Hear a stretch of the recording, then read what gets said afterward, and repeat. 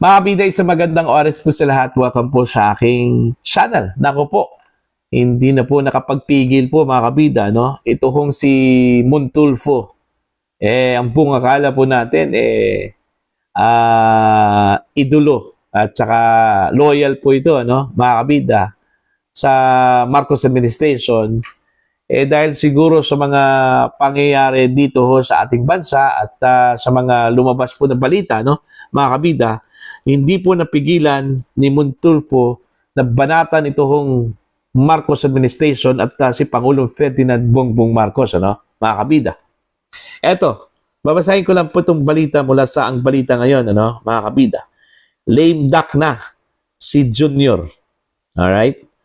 Hindi na napigilan ang pagbanat ng kolumnistang si Montulfo matapos ang sunod-sunod na revelasyon ni na dating kongresista Zaldico at Senator Amy Marcos hinggil sa 100 billion pesos in session at umano'y paggamit ng ipinagbabawal na droga ni Pangulong Marcos Jr.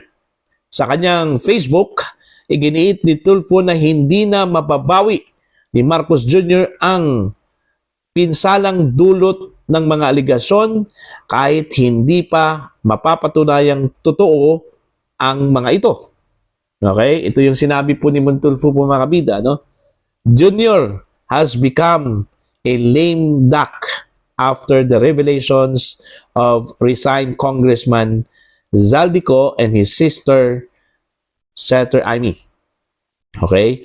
Whether their accusations are true or not, PBM has been tainted.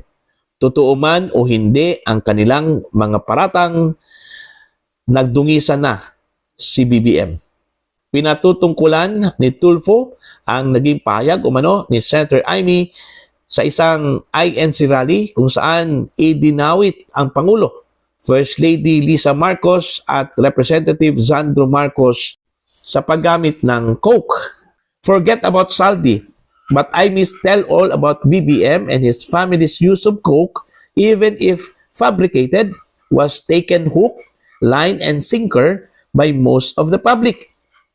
Dagdag pa niya, kahit bulag-bulagan lamang noon, tila lalo pang na-confirm sa mata ng publiko ang chismis tungkol sa umano'y paggamit ni na Marcos Jr. at First Lady Lisa.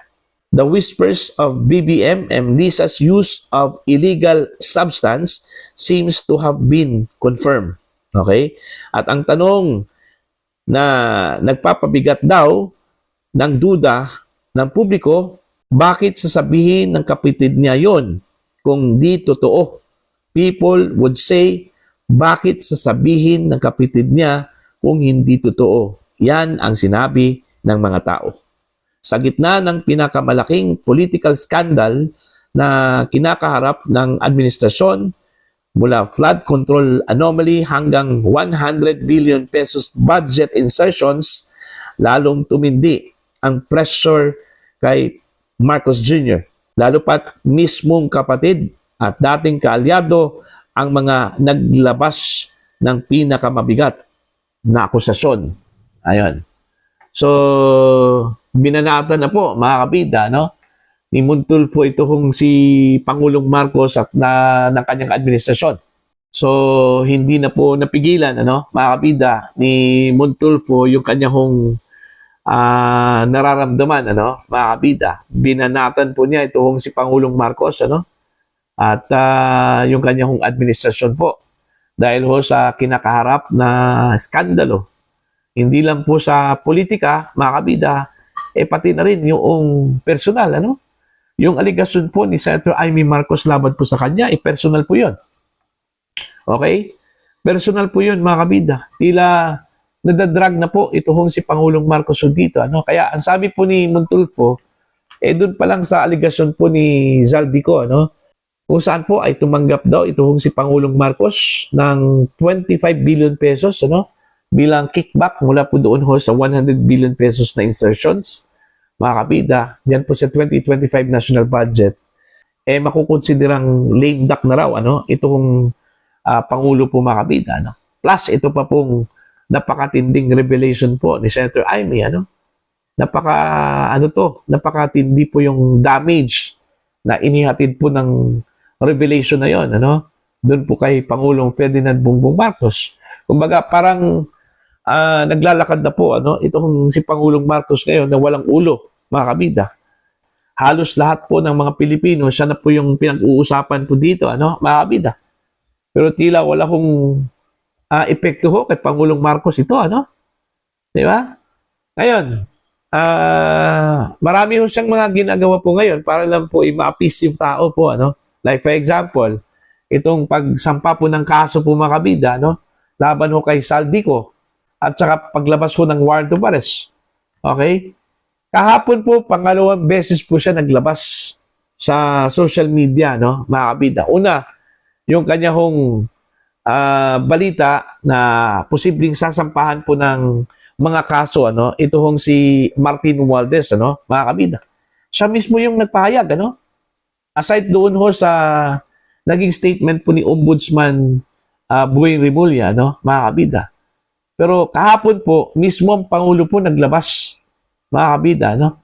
Tsaka pangalawang labas po niya kahapon, yung warrant of arrest na inilabas po ng korte, ano? Laban ho kay Saldico. Siya mismo yung nag-anunsyo po, mga kabida. See? So, yung dalawang beses po na lumabas sa social media, no? Ito hong si Pangulong Marcos, indikasyon po yun, ano? Na pambawi po, mga kabida, no? Sa mga natatanggap po niyang mga skandalo, aligasyon. Alright? Para sasabihin po na may ginagawa po ang Pangulo, ano? At least meron pong resulta po yung ginagawa po ng gobyerno, ano? Yung investigasyon, then later, yung pagsampa po ng kaso, and then, yun, yung resulta po sa pagsampa po ng kaso po, mga kabida, yung issuance ng warrant of arrest against Zaldico, ano? Pero according to Montulfo, kahit na po, ano pang gawin po ng Pangulo, mga kabida, okay, tainted na po yung kanyang imahe po, ano? Hindi na raw makakabawi daw ito kung si Pangulong Ferdinand Bongbong Marcos. Titingnan po natin kung nakaka-apekto ba ito, mga kabida, no? Ito hong mga isyong kinakasangkutan po, mga kabida, ni PBBM, ano? Kasi dito pa lang sa drugs, I don't know kung makakabawi ba ito hong si Pangulong Marcos, ano? Kasi mas marami na po ngayon ang humihiling po sa kanya, mga kabida, na sumailalim po sa hair follicle test, ano? Unlike noon, parang kunti lang po yun kasi po perceived kasi yung akusasyon laban sa kanya, no? Like yung sinabi po ng Pangulong Rodrigo Roa Duterte, ano, na gumagamit daw ng illegal drugs, addict daw si Pangulong Marcos, ano? Ang perception kasi ng tao po doon, baka chismis lang yon, ano? Wala akong ebidensya, ano, mga kabida. Unlike ngayon, kahit na po wala akong ebidensya po, mga kabida, pero credible naman po yung nagsalita, ano? Yung naglabas po. Yung mismong kapatid po ng Pangulo, ano? Na kilalang kilala po siya mula sa pagkabata hanggang sa paglaki po nila, no? Mga kabida. Alam na alam po ni Amy Marcos yung mga ginagawa po ng Pangulo, ano? Mga kabida. Kaya, may tuturing po nating credible po si Senator Amy Marcos. Okay? At hindi po malayo na meron pong katotohanan, okay? Yung sinabi po ng kapatid. Okay? Laban ho sa kanyang kapatid din. Mga kabida, ano? Okay, ang antayin na lang po natin kung kailan po magsalita yung kanilang ina. Okay? Kung sino po ang papanigan po dito sa dalawa, mga kabida, ano? Ang abangan na lang po natin dito, mga kabida, kung magsasalita ba yung kanila pong ina, ano? Si dating First Lady Imelda Marcos. At dito po natin malalaman kung sino po ang papanigan po niya dito po sa dalawa. Si Bongbong Marcos o itong si Amy Marcos po, mga kabida, no? Okay, yun yung aabangan po natin. At yun yung magkuklose po ng issue. Pag sinabi po, mga kabida, no, ni dating First Lady Imelda Marcos na totoo yung sinabi po ni Amy Marcos, tapos na po yung boxing. Okay? Tapos na po yung boxing, ano, mga kabida. Pero, ang tanong dyan, magsasalita ba? Ito hong si dating First Lady Imelda Marcos patungkol po dyan, ano, mga kabida. Okay? Yun yung aabangan po natin. Ano po? Para po sa inyo, ano po ang inyong tingin at pananaw ho dito? Dito ho sa bigla hong pagbanat po ni Montulfo po, ano, mga kabida. Sa tingin ho ba niya, parang the boat is sinking na ba, mga kabida? Para ho kay Pangulong Ferdinand Bongbong Marcos at ng Marcos administration? Ano? Please comment down. Sa mga hindi pa po subscriber sa channel, please subscribe. Just click the subscribe button, click the notification bell, click all para updated po kayo mga kabida sa aking mga uploads. Maraming salamat po sa inyo lahat.